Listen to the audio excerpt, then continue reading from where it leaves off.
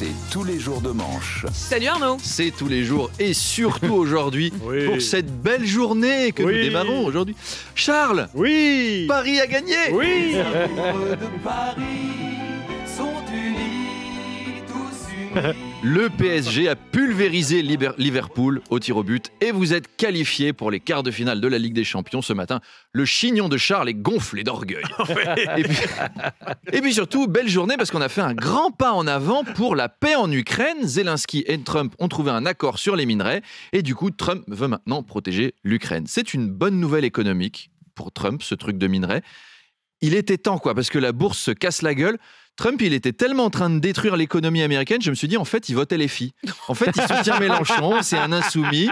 Il est là, oh, Jean-Luc Mélenchon, I love him, I love Mélenchon, I don't like the capitalism, fuck the American economy, fuck the Dow Jones, fuck the Nasdaq, I love Ercilia Soudet, I love Mathilde Panot, great smile, great sourire, Mathilde Panot, I love Louis Boyard, great coiffure, vive le CGT, c'est la lutte finale, vive le Merguez Barbecue. Alors avec cet accord, c'est la catastrophe pour Emmanuel Macron. Vous imaginez si Poutine accepte un cessez-le-feu, la guerre pourrait s'arrêter. C'est fini l'embellie dans les sondages. Si ça se trouve, il va nous parler ce soir à 20h. Français, c'est une terrible nouvelle qui nous frappe. La paix est à nos portes. Adieu croissance économique, adieu usines qui tournent à plein régime, adieu construction européenne. Nous risquons de voir revenir des temps tranquilles et leur cohorte de malheurs. Des Français qui glandent en terrasse, des fonctionnaires qui refusent de travailler, des syndicats qui font chier sur la réforme des retraites alors que tout le monde était OK pour fabriquer des munitions jusqu'à 96 ans. Salaud de Trump, tu t'en tireras pas comme ça. Allez, courage Emmanuel, Poutine ne va accepter un cessez-le-feu que pour reprendre des forces et réattaquer ensuite. Ah, ouf, youpi, on va revoir la guerre, ouais. Et oui, ça se termine bien cette histoire. Arnaud, on parlait de Volodymyr Zelensky, sa popularité est au plus haut en Ukraine, plus 10 points, suite notamment à son altercation avec Donald Trump. Ouais, ça va peut-être donner des idées à nos politiques, ça. Peut-être que Trump, il va avoir débarqué Eric Ciotti. Bonjour, monsieur Trump.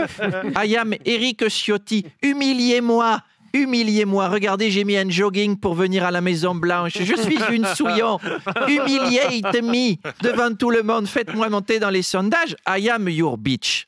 Trump, c'est l'anti-attaché de presse, Trump. Quand il t'attaque, tu deviens très populaire. Regardez Justin Trudeau, le Premier ministre canadien que son peuple ne pouvait plus encadrer. Boum! Archi populaire. Claude Maluret, c'était un vieux sénateur pas connu. Là, c'est le nouveau Timothée Chalamet. Tout le monde se l'arrache.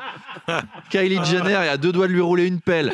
Il suffirait à Trump de dire du mal de Pierre Palmade. L'autre, il nous ferait la tournée des Zéniths à guichet fermé. Non, mais ça marche comme ça, Le roi Charles III, Arnaud, a dévoilé cette semaine sa playlist dans l'émission The King's Music Room sur la station de radio Apple Music 1. Oui, alors c'est une bonne idée de savoir ce qu'écoutent les rois. J'espère que ça va donner des idées à d'autres monarques européens. Et bienvenue sur Apple One Matin, à ne pas confondre avec Apolline Matin, pour ce podcast sur les chansons préférées de nos rois. Et nous sommes avec deux têtes couronnées, le roi Philippe de Belgique et la reine Mathilde. Bonjour Steven, nous sommes très heureux de participer à votre émission. On s'en sait sûr, hein. Dis, on va passer à la TV. Oui. Alors, le roi Charles nous a dévoilé qu'il aimait Bob Marley ou Kylie Minogue. Eh ben, il a bon goût, hein, le roi d'Angleterre, quand c'est pas pour choisir sa femme. En même temps, ça aurait été dommage d'avoir des grandes oreilles comme ça et pas aimer la musique. Hein. Philippe, s'il te plaît, tu ne vas pas commencer à critiquer les collègues. Imagine, ils nous écoutent. Allez, Mathilde, c'est pour rigoler. Et dis donc, vous avez demandé à son frère aussi, là, le prince Andrew, celui qui aime bien les petites filles, ce qu'il écoutait comme musique. Prendre un enfant par la main. Moi, je m'appelle Lolita. C'est une drôle de famille, hein, eux. Oui. Alors, vous avez souhaité faire participer un ami à ce podcast, on va l'appeler. Allô? Salut Emmanuel, c'est le roi Philippe et la reine Mathilde. Écoutez, je suis avec les états-majors européens. Oh, c'est bon, arrête de frimer, elle est finie ta guerre. Trump et Zelensky sont tombés d'accord sur les cailloux, là, t'as vu? Maintenant, c'est bon, t'es comme moi, tu redeviens tranquille à glander dans ton palais, t'as bien du temps pour un copain. Dis donc, on se demandait, c'est quoi ta chanson préférée? Non mais j'ai du travail, j'ai une guerre à relancer, là. Bon, allez, passe-moi ta femme. Brigitte, On est au podcast des musiques là avec Mathilde. Bonjour Brigitte. On voulait vous passer votre chanson préférée. Il venait d'avoir 18 ans. Sans mourir de rire comme on like. Philippe, ça suffit. Arrête d'embêter ce pauvre Emmanuel et sa femme. Vous allez voir que la guerre va redémarrer sur le continent européen avec tout ça. Deux manches pirates, le face-à-face. Salut Arnaud. Bonjour. Mon invité dans le face-à-face tout à l'heure à 8h30, c'est l'ancien diplomate et auteur russe Vladimir Fedorovski. Oui. J'ai mis Oui. la musique russe la plus connue au monde pour l'accueillir. C'est pas ma faute si c'est Tetris. Hein. Notez que ça doit lui plaire. C'est un jeu de stratégie avec des blocs qui se rentrent dedans, qui s'affrontent, un peu comme la situation en Ukraine. C'est parfait. Arthur Chevalier likes this. Vladimir Fedorovski, dites donc, j'ai lu son CV, c'est pas n'importe qui. Hein. C'est une tête, le gars. C'est un ancien assistant de Léonid Brejnev. Donc il a dû commencer à 14 ans, parce que Brejnev, c'est quand même pas jeune. Il parle russe, français, anglais, arabe. Il a été l'ami de Salvador Dali, Chagall, Aragon.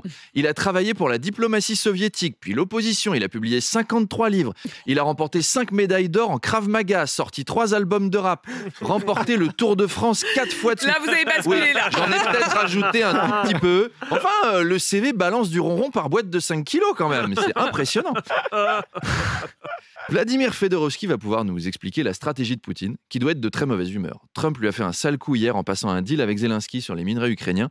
Résultat, l'Amérique va à nouveau soutenir l'Ukraine. Et là, je pense qu'on va savoir si Poutine a vraiment une vidéo de Trump en train de se taper des prostituées en Russie. Vous savez, c'est la rumeur, on dit il le tient avec un dossier compromettant, c'est comme ça qu'il lui fait faire ce qu'il veut, compromate. Bah là, on va savoir, hein, parce que s'il y a un moment de le balancer, c'est maintenant. Moi, j'ai acheté du popcorn, j'attends. On veut voir Trump tout nu. On veut voir Trump tout nu. Enfin, pas forcément, remarquez. Côté français, Emmanuel Macron a super bien pris la nouvelle de cet accord. Brigitte, ils sont tombés d'accord, les salauds. Si ça se trouve, il n'y aura plus la guerre. Ils m'ont volé ma guerre. Je vais à nouveau baisser dans les sondages. Mais moi, je suis un dingue dans ma tête. Hein. Moi, je m'en fous. Hein. Qu'on m'apporte la valise nucléaire, j'en ai rien à secouer. Hein. Calme-toi, chérie, je vais te faire des cordons bleus. Mais t'avais dit qu'on ferait des knackis. Bon, là, d'accord, mais c'est bien parce qu'il n'y a plus la guerre. On reparle de tout ça tout à l'heure. Notamment. Et puis rendez-vous à 8h30 avec Vladimir Fedorovski. Merci Arnaud. Arnaud Demanche que l'on retrouve à 8h20 et en podcast à tout moment, évidemment, sur l'application RMC.